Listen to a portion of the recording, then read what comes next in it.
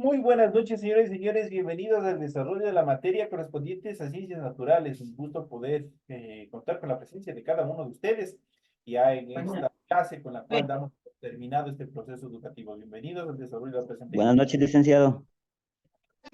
Buenas noches, Cristian. Buenas noches, licenciado. Buenas noches, licenciado. Buenas noches, Licen.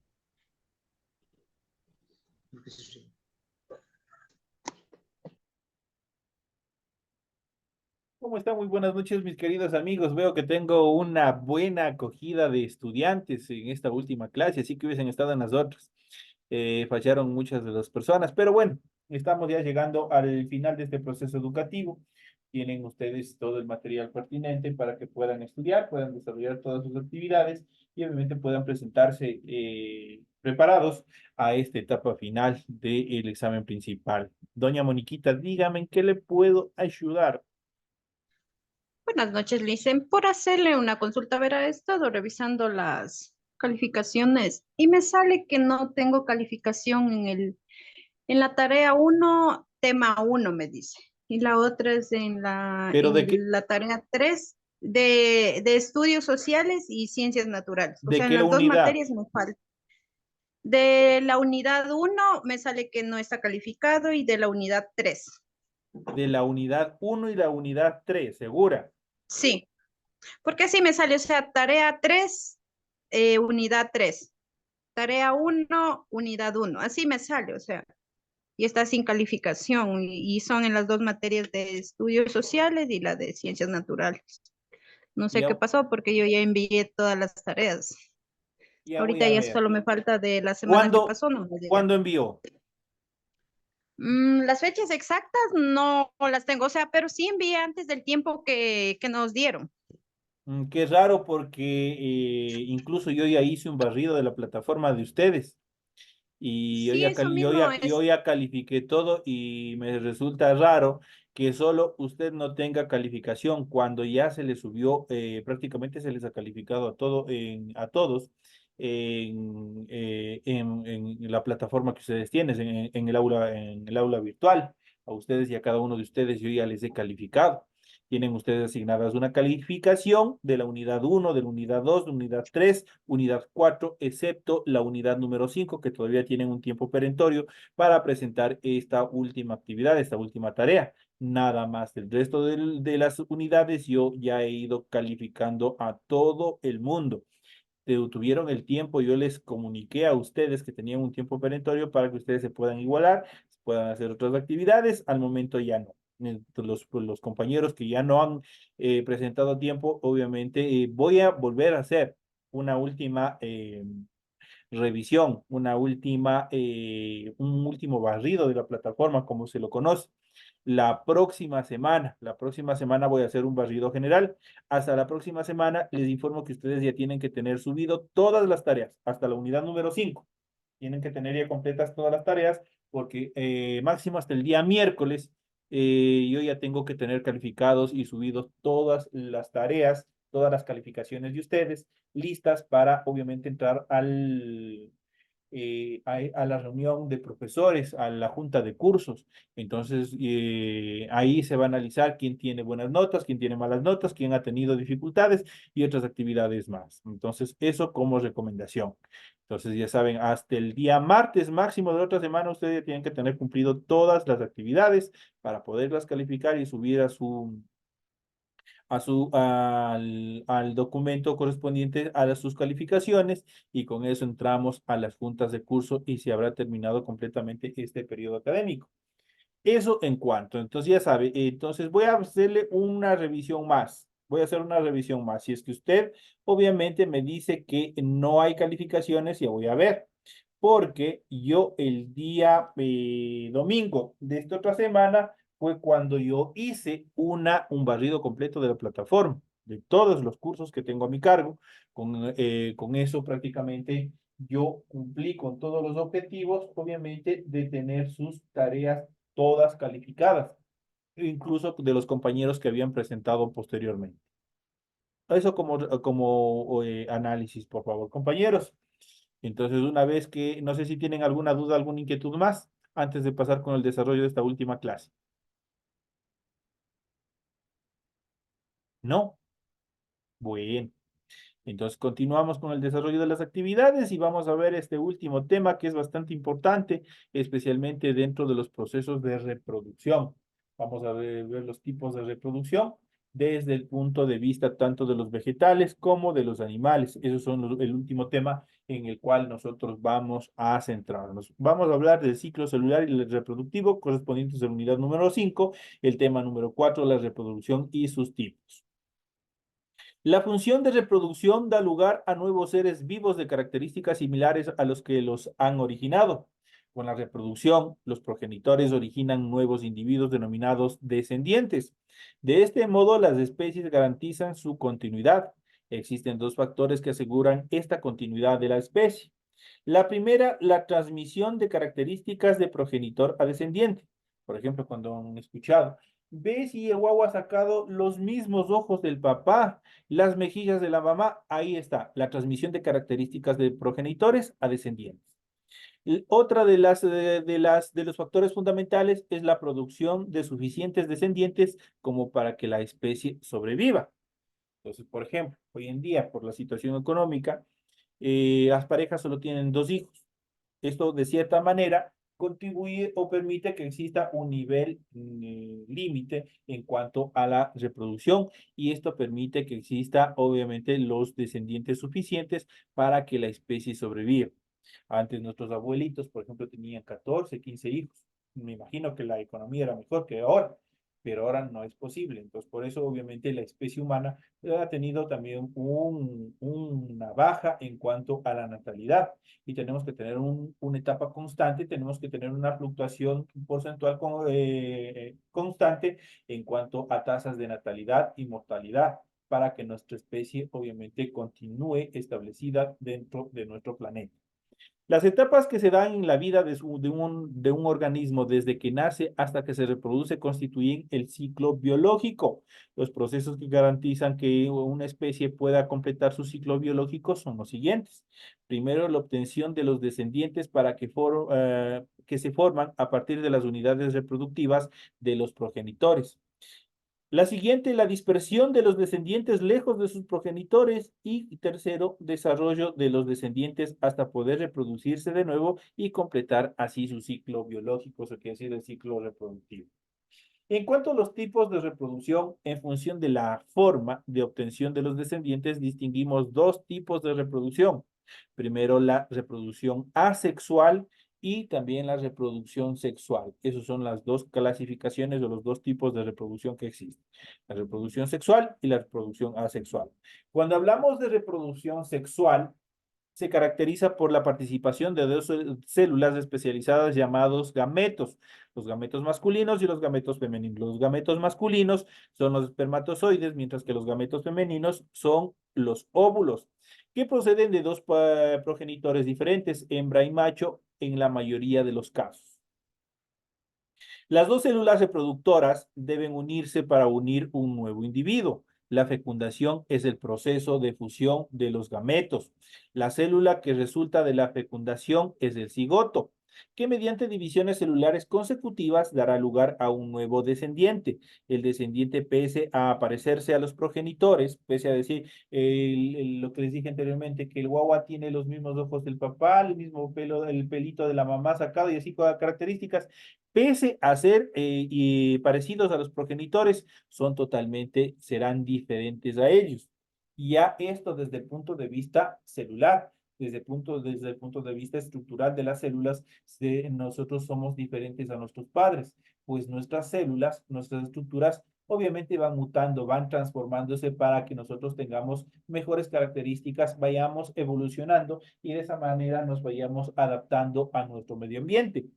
Pues su dotación genética es diferente, lo que les había dicho, el gen, la genética.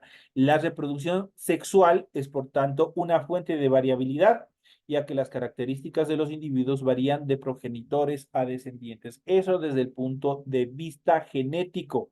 El resto nos parecemos, por fuera nos parecemos, tenemos características, rasgos similares a nuestros descendientes, a nuestros padres, pero desde el punto de vista interno, desde el punto de vista genético, somos totalmente diferentes. Y aquí nosotros podemos ver la reproducción sexual en el proceso de fecundación. Tenemos el óvulo, tenemos el espermatozoide, tenemos la fusión y la transformación en un cigoto. El momento de la fecundación, posteriormente se transformará en un cigoto que se irá multiplicando sus células hasta dar origen al nuevo individuo. La reproducción sexual de los vegetales, por el contrario, la reproducción sexual en los espermatofitos consta de las siguientes fases. Primero, la polinización, por insectos, por viento, por cualquier otra cosa, la polinización. Después de la polinización, la fecundación. Una vez que se desarrolla la fecundación, la formación de la semilla y el fruto. Y por último, la dispersión de la semilla y la germinación. La dispersión de la semilla obviamente tendrán diferentes factores, como pueden ser los pájaros, en el caso de, obviamente, puede ser el viento, puede ser el agua. Eso genera una dispersión de semilla y también la germinación.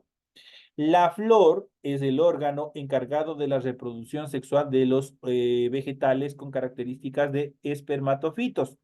Durante el periodo de reproducción, la antena de los estambres madura y libera los los granos de polen que se han formado en su interior. Al transporte del grano de polen desde la antena hasta el gineceo lo denominamos polinización. Cuando el grano de polen llega al pistilo o al carpelo, se inicia la formación del túbulo polínico. Se trata de una estructura en la que se encuentran los gametos masculinos y que crece en el interior del pistilo hasta que se pone en contacto con el gameto femenino que se llama ovocélula. Y aquí tenemos obviamente el órgano celular el órgano reproductivo de los vegetales, que son las partes de la flor. Aquí tenemos las partes de la flor. Vamos a ir desde abajo, vamos a ver el estambre, vamos a ver el carpelo, el pedúnculo, los filamentos, el cádiz, que es prácticamente la parte verde que está cubriendo la flor.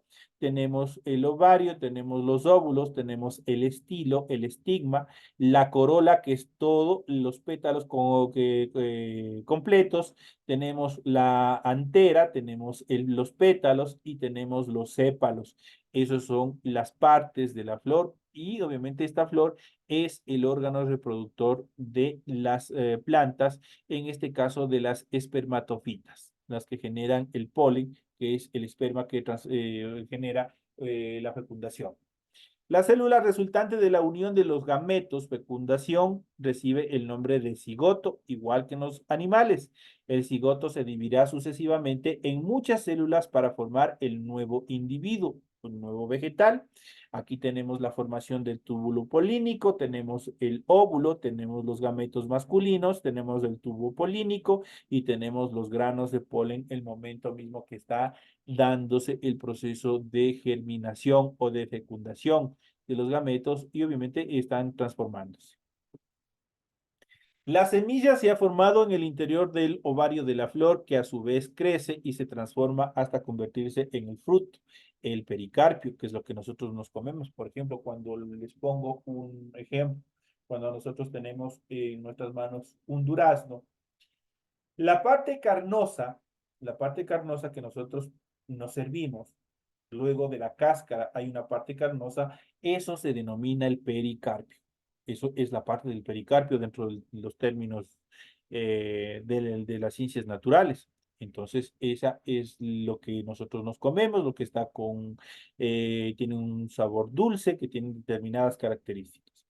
En las plantas, si los descendientes permanecen cerca de los progenitores, competirán con ellos por el alimento y el entorno, lo cual dificulta su crecimiento. Por este motivo, los descendientes se alejan de sus progenitores, es decir, se dispersan para poder germinar y poder continuar este proceso evolutivo.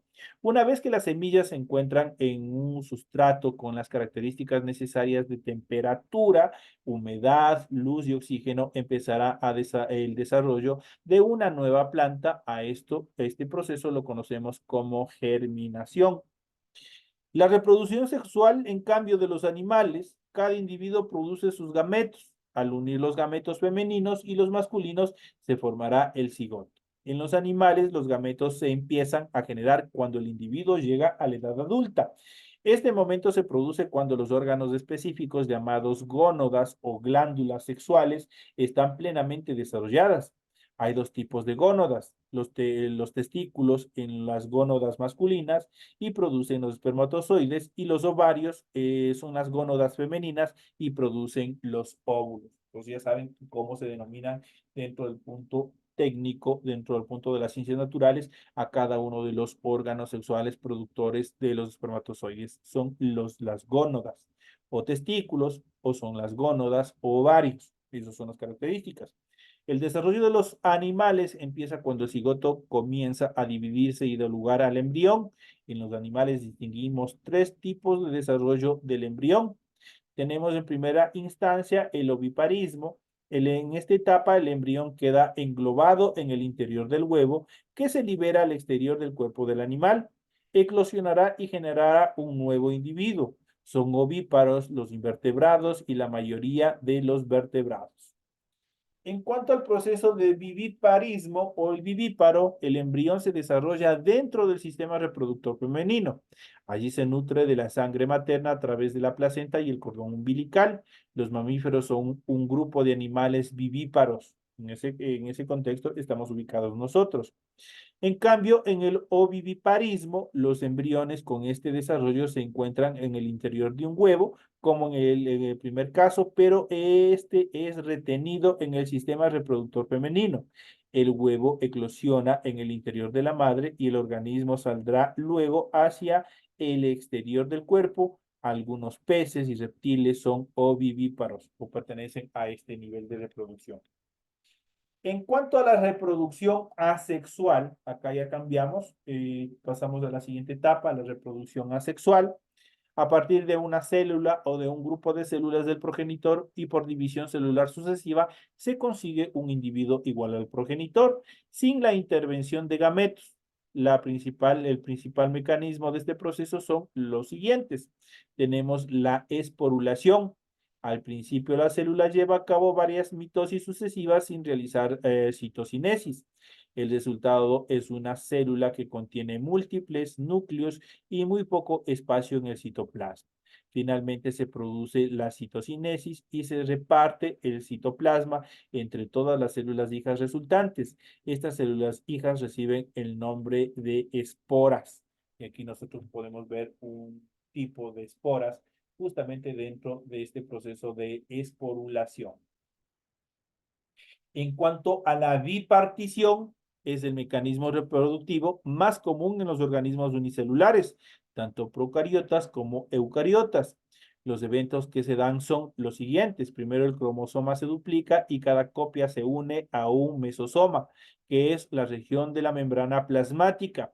La célula se alarga, se separa del mesosoma y con ello también los cromosomas.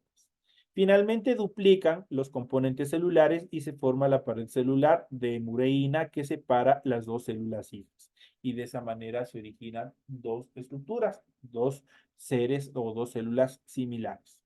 En cuanto al proceso de gemación, en los organismos unicelulares, la célula progenitora origina una célula hija más pequeña. En los pluricelulares, un conjunto de células del organismo progenitor prolifera y se forma un descendiente idéntico al individuo original. En ambos casos, los descendientes se llamarán gemas o también yemas, y esto se lo aplica directamente ¿a quién? A los vegetales. En cuanto a la reproducción asexual en los vegetales, en las plantas, la reproducción asexual más habitual es la fragmentación. La fragmentación consiste en la separación de una parte del organismo que luego se desarrolla como un individuo independiente. A continuación se presentan las formas más importantes de fragmentación. Aquí nosotros podemos ver la reproducción asexual en los vegetales, donde no existe la intervención obviamente de los componentes masculinos y femeninos para dar origen a una nueva planta. Y tenemos el rizoma del tulipán, tenemos el bulbo del ajo, tenemos el tubérculo de la papa, tenemos el estolón de la frutilla y el esqueje del arroz. Esos son las reproducciones asexuales, obviamente que se aplican en la mayoría de los vegetales. En cuanto a los estolones, son ramas que al tocar el suelo generan un nuevo individuo al enraizarse. Entonces el estolón es una ramita que le cortamos de una planta y simplemente lo enterramos en el suelo y de ahí se generará un nuevo individuo. En cuanto a los bulbos, son tallos subterráneos de forma cónica que almacenan sustancias. En las hojas más cercanas, el bulbo se originan o dará origen a nuevos bulbos capaces de originar una nueva planta. En cuanto a los rizomas, son tallos alargados que crecen bajo el suelo en forma horizontal y generan cada cierta distancia un nuevo individuo de crecimiento vertical. En relación a los tubérculos, son tallos subterráneos que adoptan una forma algo esférica y almacenan en su interior sustancias de reserva. En su superficie desarrollan yemas capaces de originar una nueva planta. Y por último, el esqueje son fragmentos de tallo de yemas o estaca de consistencia leñosa que se separa del árbol o de un arbusto y se introduce en el suelo para que produzcan nuevas raíces. El esqueje es casi similar al estolón. Obviamente tiene sus características particulares. En cuanto a la reproducción asexual, en los animales, las especies animales de estructuras más sencillas son las que presentan una mayor capacidad de reproducción asexual. En los animales encontramos principalmente dos tipos de reproducción asexual: la fragmentación y la gemación. La fragmentación, varios animales son capaces de reproducirse de esta forma, como algunos gusanos planos, la estrella de mar, que pueden desarrollar un organismo adulto a partir de una fragmentación de su brazo o de cualquiera de sus extremidades. En cuanto a la gemación, es la formación de un nuevo individuo a partir de la yema. Es característico de organismos unicelulares como las levaduras, pero también encontramos animales que se reproducen por gemación, como la medusa, las hidras, entre otros moluscos, obviamente, que se encuentran en el agua. En cuanto a la reproducción humana, una vez que hemos visto las características y los niveles y clasificaciones tanto de la reproducción sexual y asexual de animales y vegetales, vamos a pasar a una etapa fundamental, que es la reproducción humana. Es importante. Los mamíferos presentan fecundación interna y desarrollo de los embriones también interno. Eso obviamente está caracterizado dentro de la división del viviparismo, lo que favorece la supervivencia de los descendientes. Por ello, en algunos grupos de mamíferos, entre los que se encuentran el ser humano o el hombre, los embarazos suelen ser en un número bajo de individuos, normalmente solo uno, suficiente para garantizar el éxito reproductivo de las especies. Por tanto, no es necesario tener varios hijos, solamente uno. A pesar de estas semejanzas, el ser humano presenta diferencias respecto a ellos, relacionadas con el aspecto propio de nuestra especie, la sexualidad. Esta viene determinada por factores no solo biológicos, sino también propios de nuestra especie.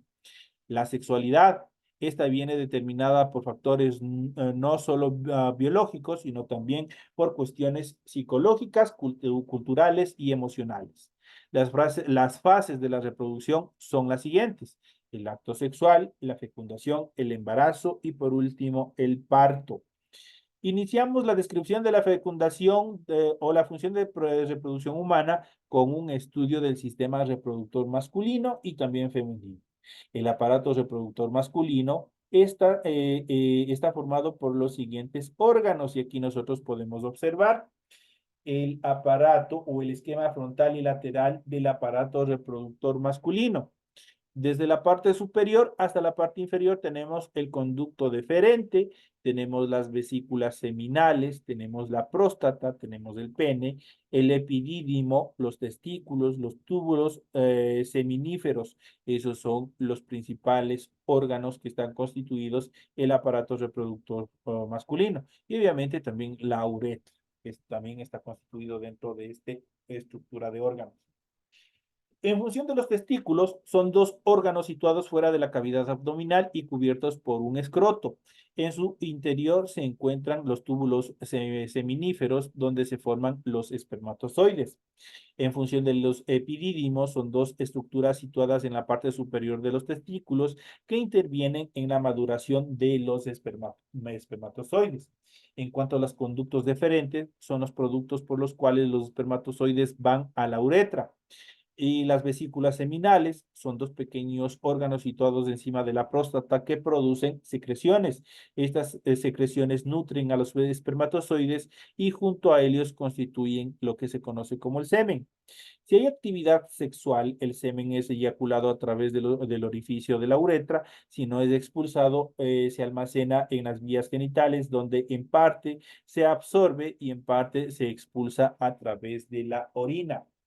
En función de la próstata es un órgano situado debajo de la vejiga, segrega sustancias para nutrir a los espermatozoides. La uretra es el conducto que recorre el interior del pene por el cual los espermatozoides salen al exterior. El pene por la parte final es el órgano exterior que en su extremo posee un engrosamiento denominado glande. El prepucio es el repliegue de piel que recubre el glande. Estos órganos tienen como función la formación de espermatozoides y la incorporación de estos al aparato reproductor femenino para fecundar a los óvulos durante el acto sexual. El proceso que da lugar a la formación y maduración de los espermatozoides recibe el nombre de espermatogénesis.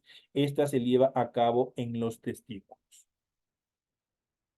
La testosterona, por ejemplo, es una hormona masculina y actúa sobre el sistema reproductor masculino y produce la maduración y el crecimiento de los órganos reproductores y el inicio de la espermatogénesis. Esto en cuanto al aparato reproductor masculino. El aparato reproductor femenino consta de los siguientes órganos. Vamos a ver cómo está constituido y aquí vamos a ver a continuación. Tenemos el esquema frontal igual lateral del aparato reproductor femenino, tenemos desde la parte superior a la inferior, tenemos las trompas de falopio, tenemos los ovarios, tenemos el útero, el cuello del útero, la vagina y también la vulva. Tenemos el orificio vaginal, esos son los componentes o los órganos que están estructurando el aparato reproductor femenino. Ahí ustedes pueden observarlo. Vamos a ir describiendo igualmente rápidamente cada uno de ellos. Por ejemplo, los ovarios son las dos gónadas femeninas situadas en la cavidad pélvica encargados de producción de los óvulos. En cuanto a las trompas de falopio, son dos conductos, cada uno de los cuales comunica un ovario con el útero. El útero matriz es un órgano muy musculoso que puede ensancharse para alojar el feto en caso de embarazo. La vagina es el conducto que comunica el útero con el exterior. Sus paredes son musculosas y elásticas, adaptables al pene durante el coito o acto sexual. La vulva es la parte exterior del sistema reproductor femenino y consta del monte de Venus, los labios mayores, los labios menores y el clítoris, pequeño órgano eréctil en la mujer. Entre los labios menores y la pared vaginal se encuentran las glándulas de Bartolino que segregan un líquido lubricante antes del coito. La fecundación básica de este aparato es la producción de óvulos y si se produce la fecundación permite el desarrollo del nuevo ser hasta llegar al parto.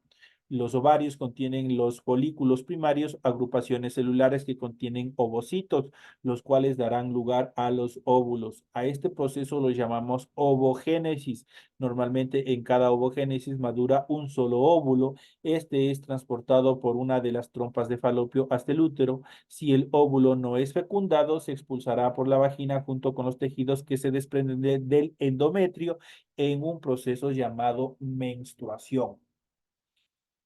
Y como última parte de la unión del óvulo y del espermatozoide, que son células haploides, esto quiere decir que contienen 23 cromosomas, se forma la célula huevo o cigoto, que es diploide, eso quiere decir que tiene 46 cromosomas. La unión de estas dos células es posible si durante el periodo fértil de la mujer se realiza el coito. A partir de este momento se inicia este gran y maravilloso momento que es el proceso del embarazo. Esas son las características más importantes que nosotros hemos podido ver en cuanto a este último tema en función de los procesos de reproducción, los tipos de reproducción y también la reproducción humana que nosotros hemos visto en el desarrollo de esta clase. Así que mis estimados compañeros tienen todo el material pertinente para que ustedes puedan seguir estudiando y presentarse a su examen final. Señoras y señores, de esta manera llegamos ya a la parte final de todo este proceso educativo. Les deseo la mejor de la suerte. Estamos No me despido de ustedes. Vamos a seguir en contacto en caso de que ustedes tengan alguna duda, en caso de que tengan algún inconveniente. Por favor, ustedes pueden comunicarse a mi teléfono, a mi WhatsApp para poder despejar cualquier duda, cualquier inquietud, en caso que ustedes tengan en relación a las notas, en relación de pronto les falta algún deber, alguna cosa, pese a que ustedes ya se les acabe el tiempo para presentar todas esas actividades. Así que por favor cumplan a tiempo en esta última unidad. Y voy a tratar de ayudarles lo más posible para que ustedes no tengan ninguna dificultad al pasar al siguiente nivel. Señores y señores, un fuerte abrazo. Gracias por su atención. Gracias por haberme soportado durante estos 5 meses, estas 5 unidades. Nos estaremos viendo hasta una próxima oportunidad. Muchas gracias, licenciado. licenciado. Muchas Gracias. gracias. Muchas gracias, licenciado.